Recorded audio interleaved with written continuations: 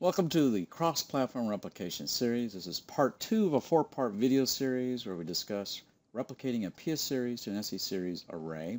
Cross-Platform Replication, again, is our iSCSI asynchronous replication between the PS series and the SE series array. The SE series is the compellent and the PS series is the ecologic array. The other cross-platform replication videos include the introduction to Dell Storage Manager, where we show you how to configure the iSCSI connection between the two arrays. In this video, we'll replicate the PS series to the SE series array. Then we'll fail over that volume to an SE series array. Then finally, we will fail back to the original replication relationship.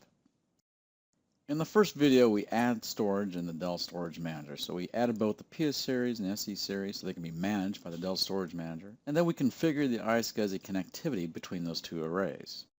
Now in this video, what we're going to do is just set up that volume that we would like to replicate in the Dell Storage Manager. We're going to use the PS series volume as a source. And then we're going to use a manual method known as Replicate Now. That's the operation when you're going from the PS series. And you can also set up schedules at any time within the Dell Storage Manager. Let's go ahead and get started in the Dell Storage Manager and configure a PS series volume for replication to the SE series array. In the first video, we showed you how to navigate within the Dell Storage Manager. We showed you how to add a storage center or SE series array, as well as a PS series group, and configure iSCSI connectivity to those arrays. Now we will simply go to that volume for the PS series group and show how to set up replication for that volume. The source is the PS6210E, and our target will be the SE series SC9000. You can also see the amount of capacity that has been allocated for that volume. So we'll first right mouse click on that volume, click on the replicate volume, which allows you to configure that volume for replication. Our next choice is to select the destination SAN array, which will be that SC series as you see there, also indicating the host IP address, serial number, a version of System Center operating system, and whether it's connected or not. We'll simply click next on that. Now we have some other choices here.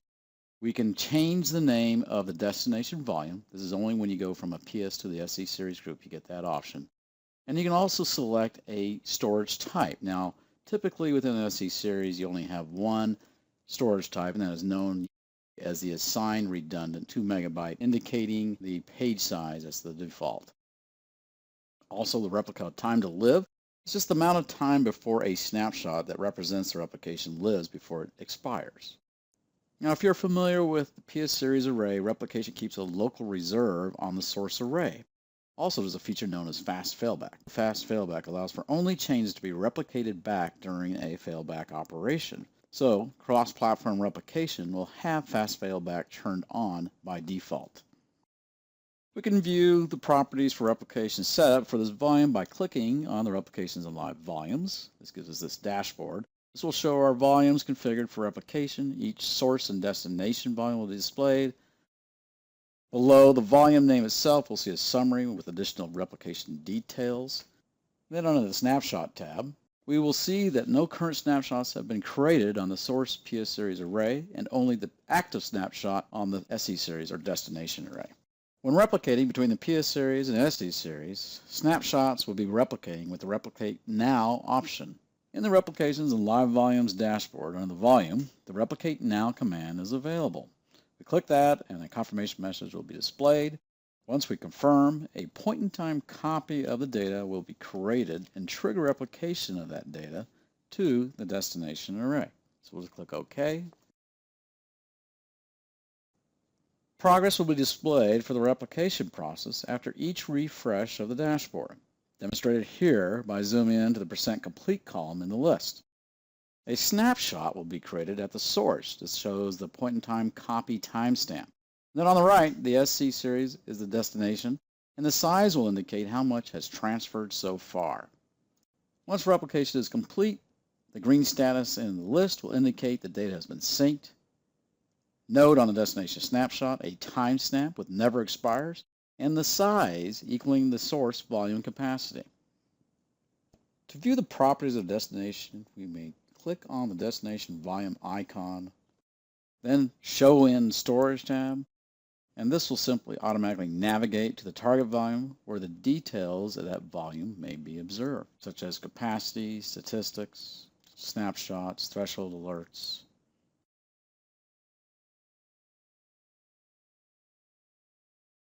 So to way to automate replication, we use schedules. So we're going to go to the PS series array, click on Add Schedule. This is underneath the Schedule tab. Enter a name, frequency.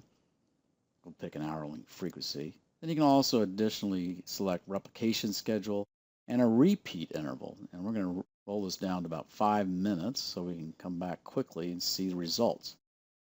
So once we create that schedule, in about 5 minutes, we will get a replication of only the changes.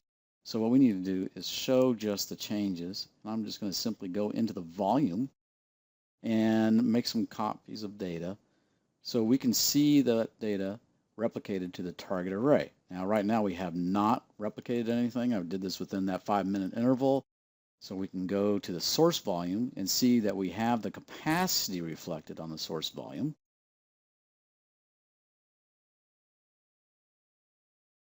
Zooming in there, it's about 7 gigs. The target volume will only have about 5 gigs because we have not replicated that data yet. So 5 minutes later, we come back and we see a snapshot indicating just the changes of 1.72 gig.